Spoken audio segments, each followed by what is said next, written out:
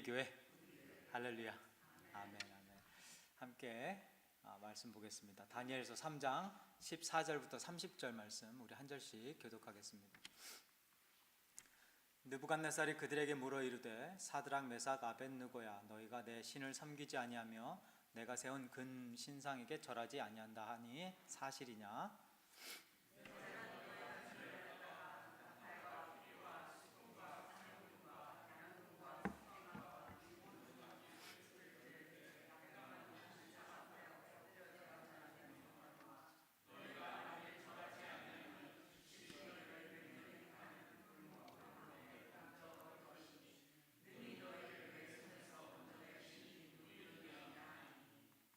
사드락과 메삭과 아벳느고가 왕에게 대답하여 이르되 느부갓네살이여 우리가 이 일에 대하여 왕에게 대답할 필요가 없나이다.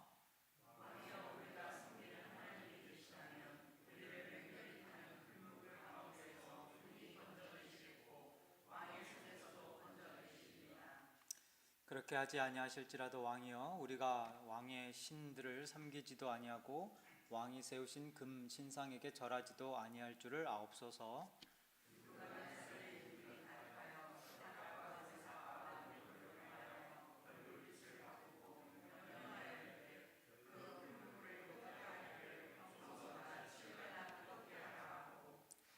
군대 중 용사 몇 사람에게 명령하여 사드락과 메삭과 아벳느고를 결박하여 극렬히 타는 풀무불 가운데에 던지라 하니라.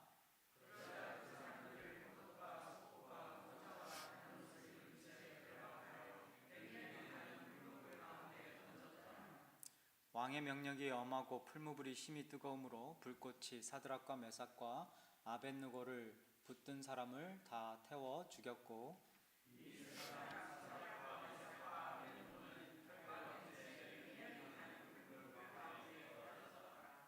그때 느부갓네살 왕이 놀라 급히 일어나서 모사들에게 물어 이르되 우리가 결박하여 불 가운데에 던진 자는 세 사람이 아니었느냐 하니 그들이 왕에게 대답하여 이르되 왕이 옳소이다 하더라.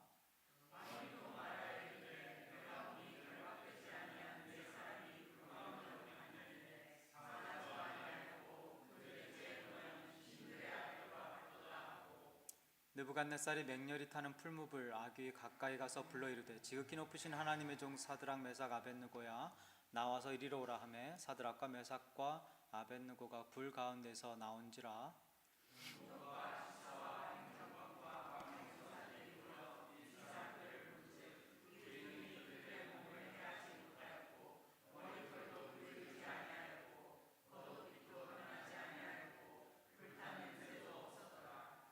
느부갓네살이 말하여 이르되 사드락과 메삭과 아벳느고의 하나님을 찬송할지로다.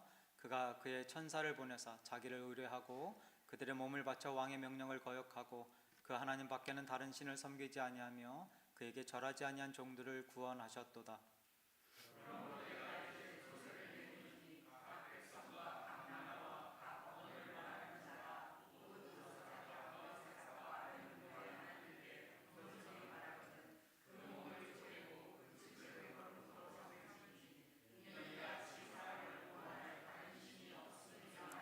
함께 봉독했습니다. 왕이 드디어 사드락과 메삭과 아벳느고를 바벨론 지방에서 더욱 높이니라. 아멘.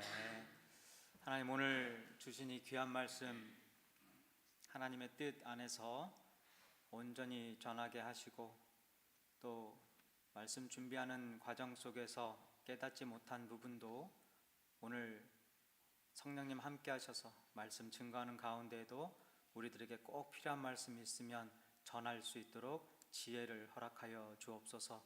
예수님의 이름으로 기도드립니다. 아멘. 아멘. 강정 목사님 한국에서 오셨습니다. 제가 공항 픽업을 가서 미리 뵈가지고 이렇게 오신지를 잊어버렸어요. 그래서 이렇게 잘 다녀오셔서 너무 감사드립니다. 한국 일정 잘 마치고 돌아오셨는데요. 계속해서 기도해 주시면 좋을 것 같습니다.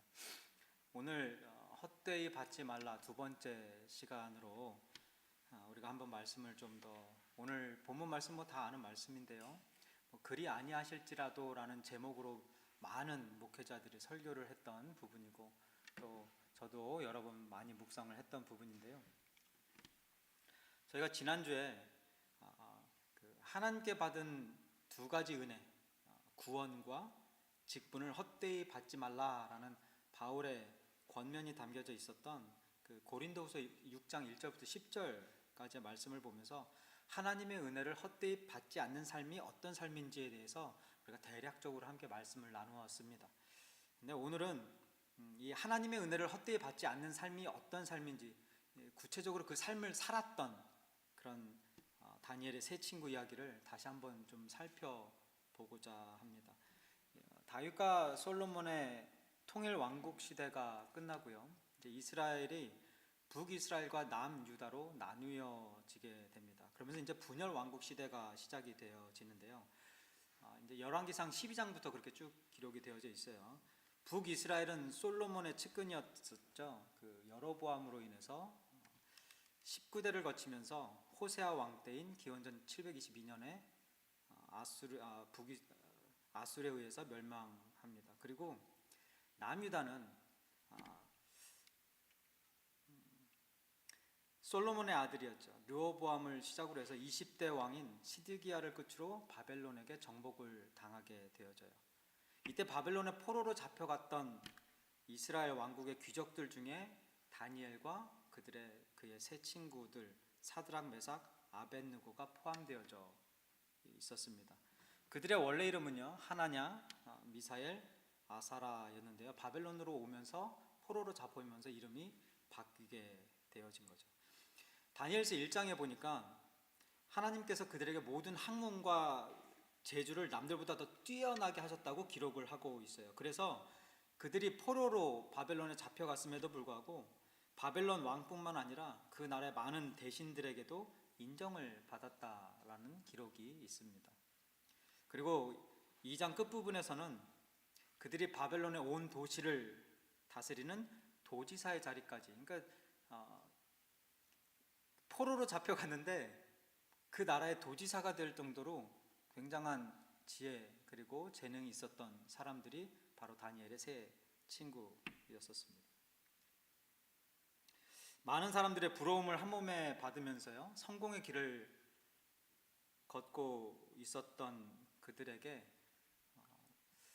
이 어려운 상황이, 위기일발의 순간이 닥치게 됩니다. 그 위기의 순간이 기록되어져 있는 곳이 바로 오늘 본문이 포함된 다니엘서 3장인데요. 3장 첫 부분에 보면 느부갓네살 왕이 금으로 신상을 만듭니다. 그리고 모든 사람들이 정해진 때에 그 신상에게 절을 해야 돼요. 왕을 숭배하라는 명령이 바벨론 전체에 공포되어집니다.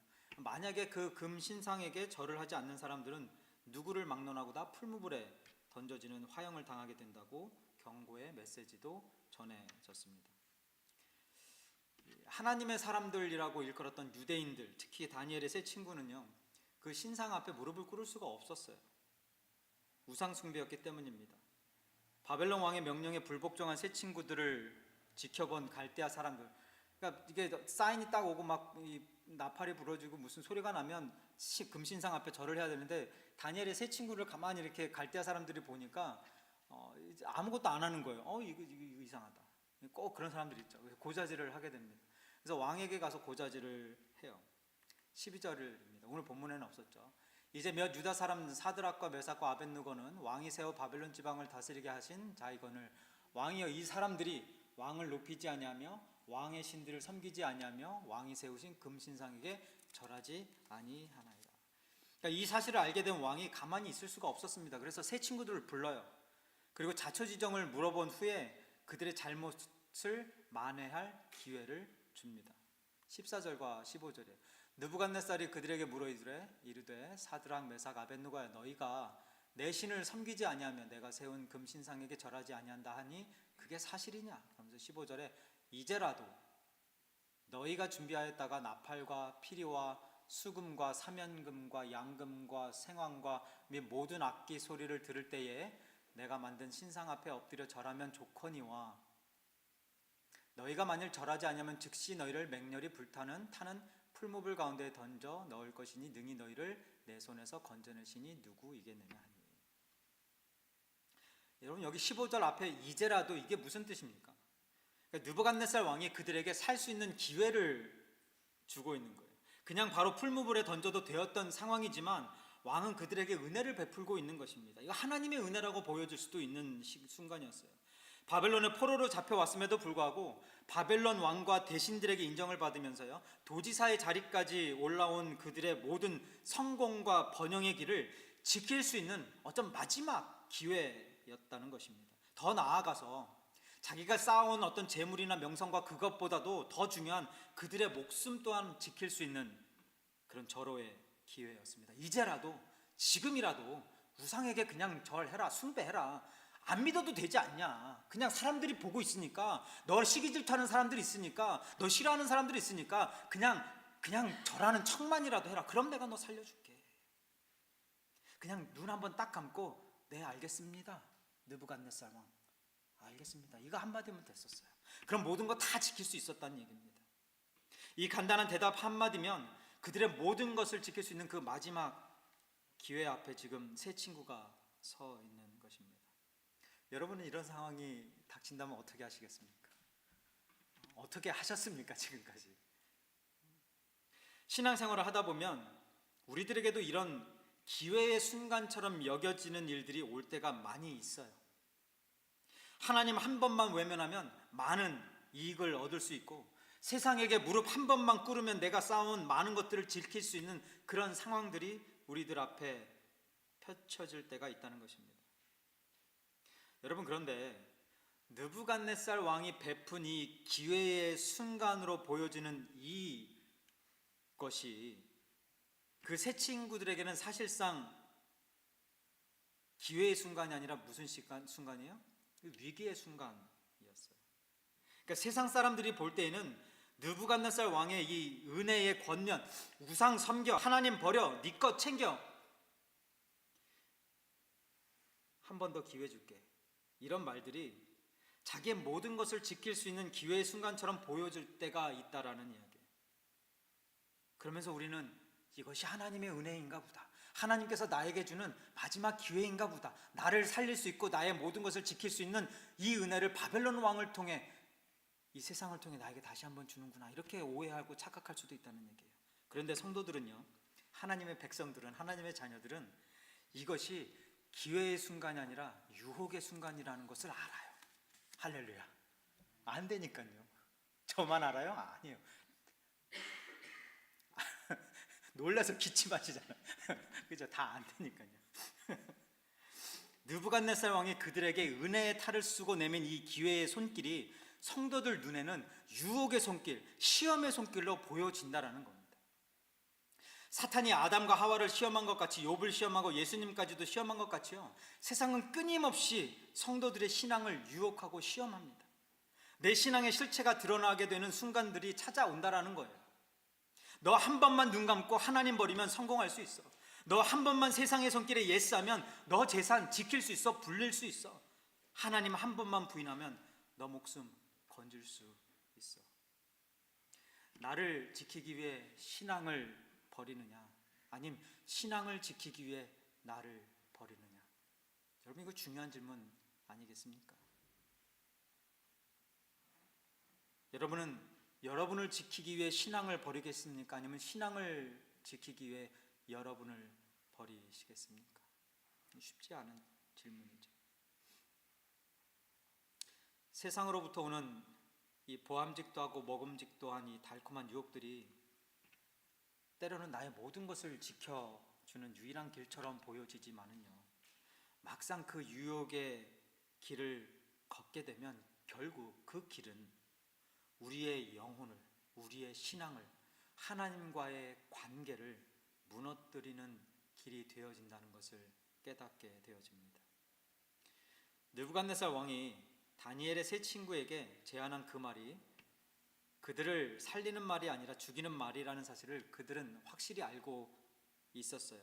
기회의 순간인지 위기의 순간인지 유혹인지 아닌지를 확실히 알고 있었다는 거예요. 그래서 16절부터 18절까지 말씀을 보니까 그들의 확고한 믿음을 세상에 선포하는 그런 멋진 스토리가 그려집니다. 16절부터 함께 보겠습니다.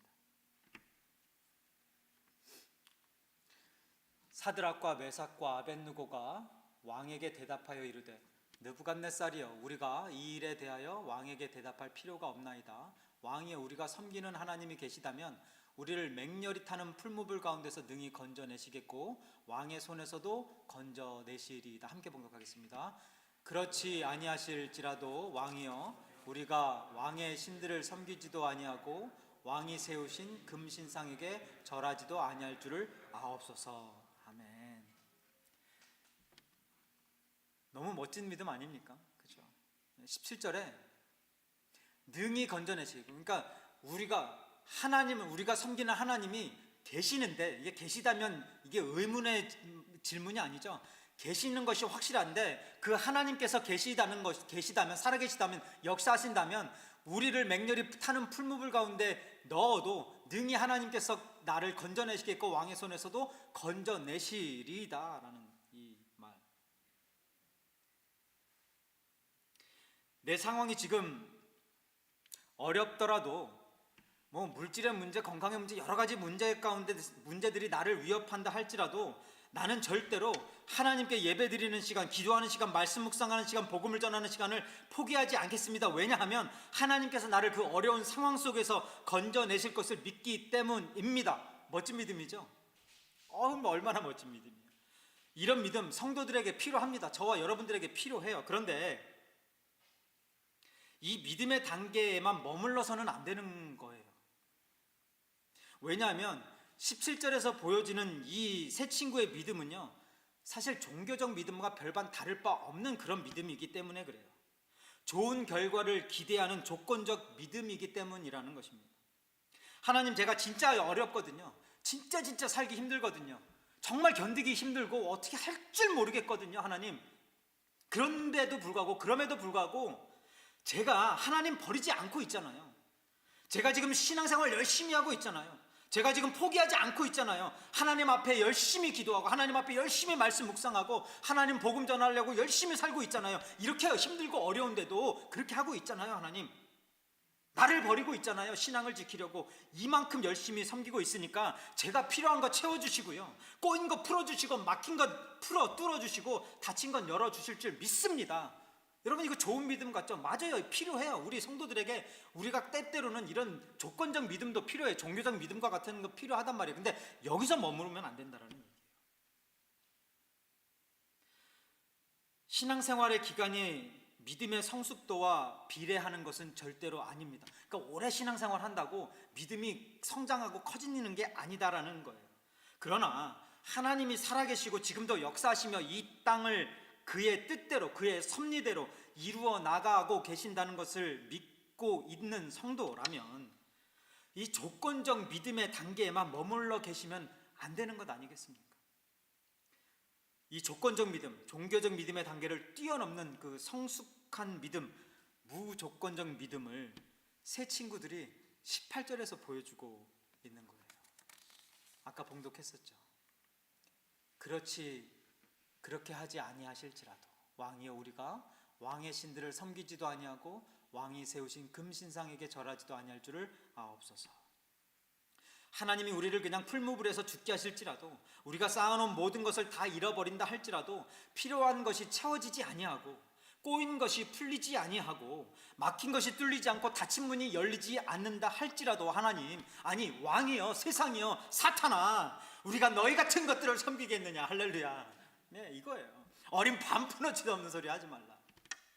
우리는 절대로 하나님을 버리지도 아니할 것이고 신앙을 포기하지도 아니할 것이고 세상 앞에 무릎을 꿇지도 않을 것이다. 살아계신 하나님께서 분명히, 아니 하나님께서 나를 통해서 역사하시고 나를 살려주실 것, 이 어려운 상황 속에서 이겨나가게 하실 것 믿는다. 그러나 그렇게 하지 아니하실지라도 나는 절대로 세상 앞에 무릎 꿇는 그런 비참한 인생, 그런 비겁한 인생, 그런 인생 살지 아니할 것이다라는 거예요.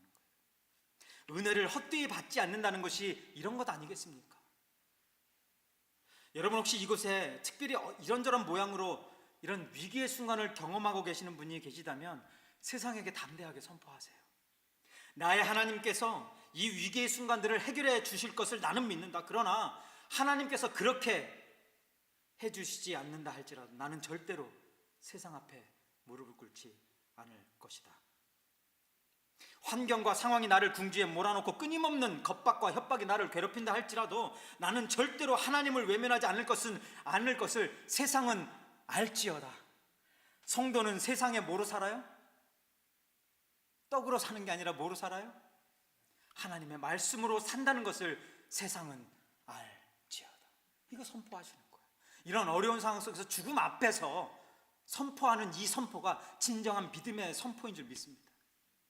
이 믿음이 바로 조건적 믿음의 단계를 뛰어넘는 무조건적 믿음, 완성된 성화의 믿음인 거예요.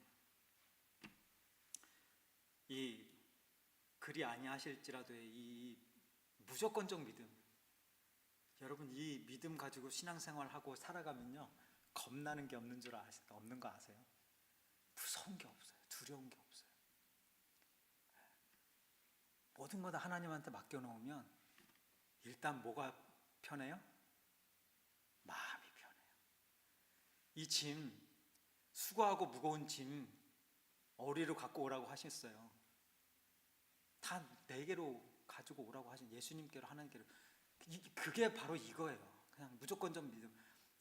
해결해 주실 줄 믿습니다. 그런데 그렇게 아니하실지라도 저는 하나님 포기 못해요. 저는 하나님과의 그 관계 끊을 수 없어요. 하나님 저희 신앙 버릴 수 없어요. 이렇게 살아가는 그 자체가 우리들에게 얼마나 큰 위로와 평안과 평강과 기쁨과 충만한 은혜가 경험되어지는지 모릅니다. 경험하게 되시길 주님의 이름으로 축원드립니다. 새 친구의 이 확고한 믿음의 고백을 듣게 된 왕이 더 이상 참지 못하죠. 그래서 그 풀무불을 7배나 더 뜨겁게 해가지고 새 친구들을 그 불 속으로 집어넣게 됩니다. 그게 19절과 20절에 기록되어져 있어요. 하나님이 보시기에도요 사실 감탄할 만한 절대적 믿음을 보이면서 세상과 맞서고 있는 새 친구들이 풀무불에 던져지는 모습을 하나님은 무심히 그냥 지켜보고만 계셨다라는 거예요. 그 상황에서 그런 무조건적 믿음으로 하나님 앞에 나오고 세상에 담대히 선포한 그들이라면 하나님께서 풀무불에 들어가기 전에 막으시는 게 얼마나 은혜롭고 좋았겠습니까? 근데 안 그렇더라고요. 꼭 그 풀무불에 들어가게 하시더라고요. 꼭 그렇게 맨 바닥을 치게 하실 때가 있고요.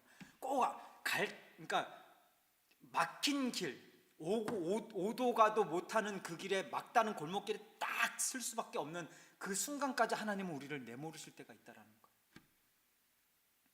무심도 하시지. 그래서 새 친구는 결국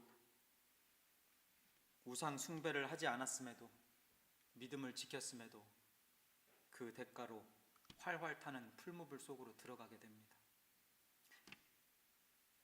이때부터가 기적이 일어나는 순간이에요. 언제부터라고요? 불 속에 들어갔을 때 비로소 기적이 이루어지는 거예요. 불 속에 물이 나의 몸이 던져졌을 때요. 쇠도 순식간에 녹여버리는 용광로에 던져진 새 친구가 불에 타지도 않고 죽지도 않는 것입니다. 24절과 25절이에요. 그때 느부갓네살 왕이 놀라 급히 일어나서 모사들에게 물어 이르되 우리가 결박하여 불 가운데에 던져진 자는 세 사람이 아니었느냐 하니 그들이 왕에게 대답하여 이르되 왕이여 옳소이다 하더라.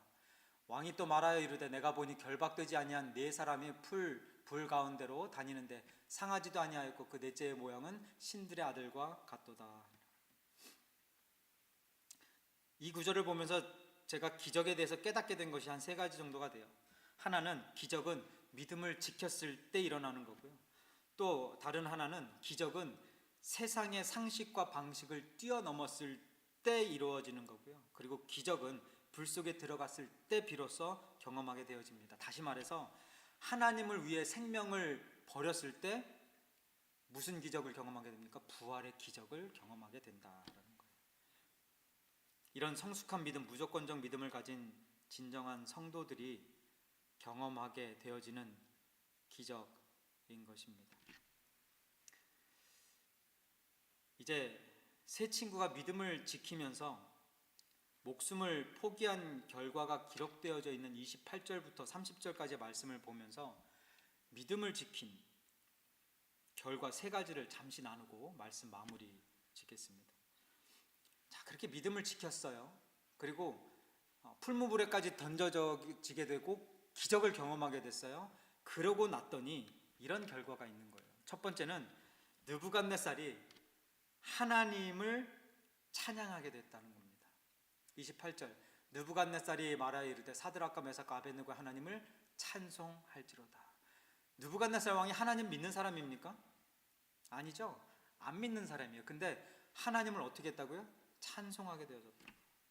두 번째는 느부갓네살이 하나님이 구원자이심을 인정했다라는 거예요. 우리 함께 봉독하겠습니다. 그가 그의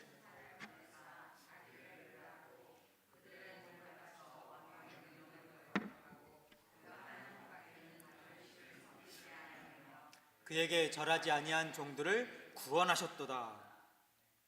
그러니까 믿지 않는 사람인데 하나님을 찬양하고 하나님이 구원자 되신다는 것을 직접 증거하고 있다라는 이야기예요. 바벨론 왕이. 그리고 세 번째는 느부갓네살이 세 친구들을 더 높은 자리에 오르게 한 것입니다. 30절 마지막 부분이죠. 왕이 드디어 사드락과 메삭과 아벳느고를 바벨론 지방에서 더욱 높이니라. 자, 이제 말씀 마무리 짓겠습니다. 제가 이렇게 쭉 오늘 말씀을 보았는데요. 세 친구가 풀무불에 던져졌을 때 어디선가 나타난 정체 모를 사람이 그 풀무불 안에 등장하는데요. 느부갓네살은 그 네 번째 사람의 형상을 보면서 신들의 아들과 같다라고 25절에서 말합니다. 저희는 그분이 예수님이라는 걸 알고 있어요. 여러분, 예수님은 우리가 평탄한 삶을 살 때만 함께 하시는 분이 아닙니다. 고난 속에, 아픔 속에, 좌절의 순간 속에서도 우리를 외면하지 아니하시고 그곳에 같이 계시는 분이 바로 우리 주 예수 그리스도시다라는 거예요. 우리를 지켜주시기 위해서, 우리를 위로해 주시기 위해서, 또는 우리의 그 고통을 같이 고통하시기 위해서 하나님께서, 주님께서 우리와 함께 계신다라는 거예요. 지금 이 순간도 그러시는 거죠. 예수님의 이런 풀무불 사랑이 신약에서 죽음을 향해 걸어가신 예수님의 십자가 사랑으로 다시 한번 우리들에게 증명되어지고 있는 거예요. 여러분, 세 친구들의 믿음을 통해 얻게 된 많은 축복들 중에 이 세 친구들이 목숨도 건졌고 재물도 건졌고 또 더 큰 자리에 올라갔고 이런 여러 가지 그런 축복들 중에 가장 큰 축복 한 가지만 꼽자면, 아니 뭐 한 가지도 아니에요. 이 중에 가장 큰 축복이 무엇이겠습니까? 그 풀무불 속에서 예수님을 만났다라는 거 아니겠어요? 여러분, 그렇습니다. 우리가 풀무불에 들어가야지만 하나님께서, 주님께서 우리를 풀무불 안에 집어넣으신 그 이유가 분명히 있다라는 거예요. 왜 그러실까?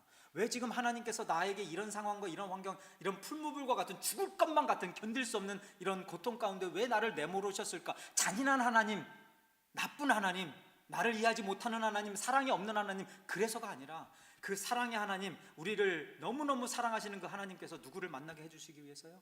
예수 그리스도를 만나게 해주시기 위해서, 이 세상에서 가장 축복된 그 순간을 저와 여러분들에게 주시기 위해서 우리를 그 자리에 내모를 수 있다는 것입니다.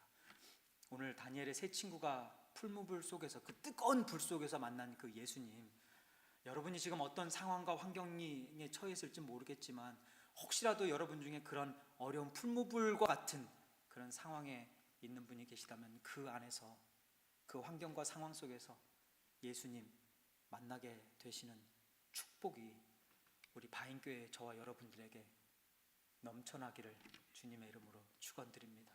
하나님, 힘들어요. 견딜 수가 없습니다. 참을 수가 없어요. 아무리 내가 노력하고, 아무리 내가 발버둥치고, 아무리 내가 해결을 하려고 해도 해결되어지지 않는 이 문제들 앞에 날마다 무릎 꿇고 날마다 눈물 지으며 고통하며 살아가는 하나님, 그런 순간, 그런 환경, 그 안에서 주님 만나게 하여 주옵소서. 지금도 세상에서 수많은 사람들이 고통하고 있는데 그들에게 필요한 예수 그리스도의 복음이 우리 바인교회를 통하여, 우리 성도님들을 통하여 그리고 이 부족한 종을 통하여 전해지게 하여 주셔서 그들도 풀무불에서 예수님을 만난 다니엘의 세 친구들처럼 예수님 만나는 축복 누리게 하여 주옵소서. 예수님의 이름으로 기도하옵나이다. 아멘. 우리 다 함께 일어나셔서 마지막 찬양 부르고 함께 기도하고 마치겠습니다.